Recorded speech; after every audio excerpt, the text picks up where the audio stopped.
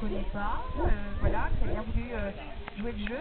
Et Monique veut savoir comment on charge un chien au clicker. Donc c'est comme ça, c'est le terme employé, charger. Donc charger un chien, c'est-à-dire qu'on va lui faire comprendre qu'à chaque fois qu'il y a le bruit du clicker, il y a quelque chose de positif de l'autre côté, donc c'est une récompense. On va savoir ensuite qu'on va pouvoir lui apprendre le haki sans le contraindre. Vous pouvez même laisser la laisse au sol.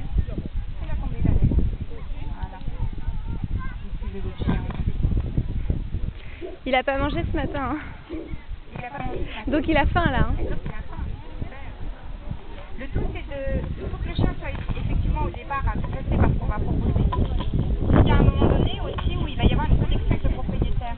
Moi j'ai un des chiens avec qui je travaille,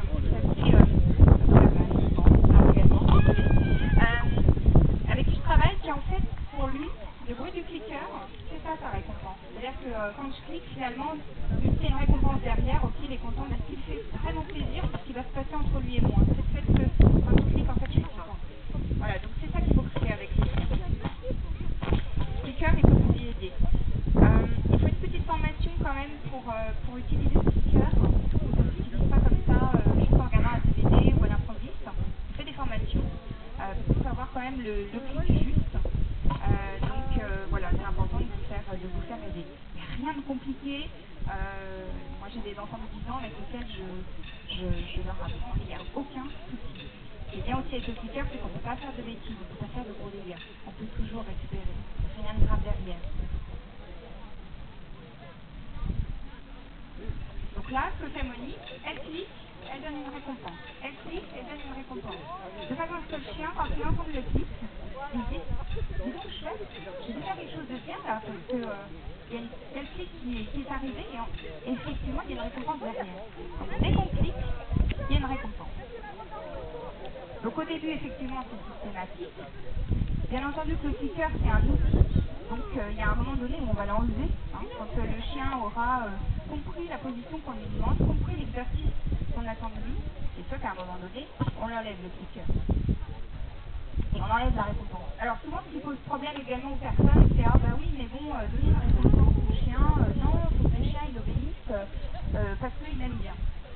Ouais, bah moi j'adore mon métier, hein. Je suis passionnée, mais franchement, on y va aussi pour un salaire, quoi.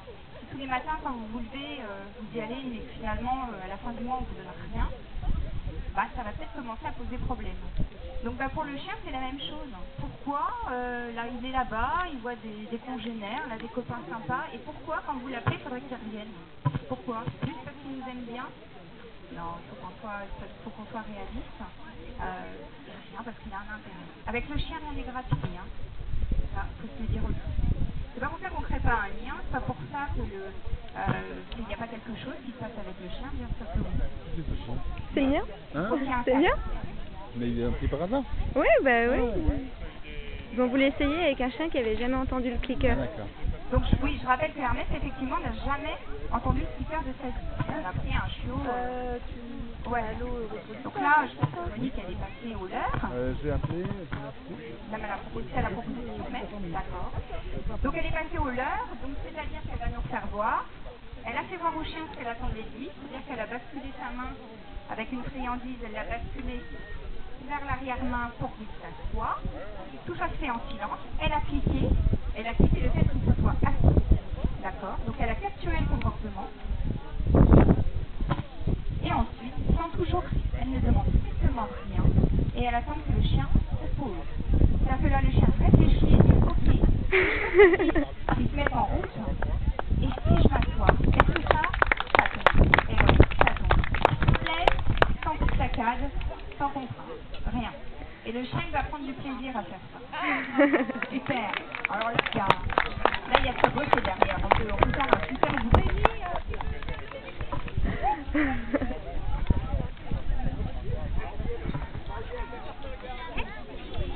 Maintenant, il va s'asseoir devant tout le monde. Ouais, maintenant il va s'asseoir devant tout le monde. C'est ça qu'on lui demande finalement, c'est ça, chien bien éduqué. Un dog qui saute. Ok, Ouais. c'est super quand on voit un chien qui arrive comme ça et qui dit bah, je vois un humain, je m'assois. Ah, félicitations. Voilà, super chien. Voilà comment là, on a réussi donc à charger un chiot en quelques minutes. à l'heure, c'est-à-dire qu'on lui a fait voir ce qu'on attendait de lui. Et puis ensuite, il a travaillé à la proposition. C'est-à-dire qu'il a pris l'initiative de nous proposer quelque chose. Tout ça en silence.